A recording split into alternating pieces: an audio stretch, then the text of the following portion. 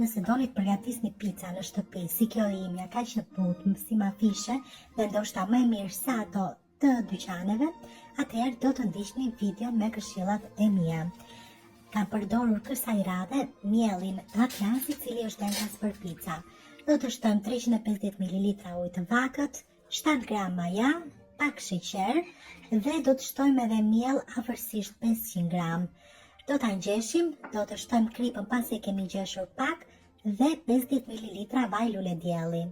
Do ta ngjeshim mirë dhe me vajin dhe më pas do ta lëmë të pushoj për afërsisht 1 orë. Brumi ka ardhur për mrekullim. Do ta vendosim mbi banak dhe do ta ndajmë në 4 pjesë.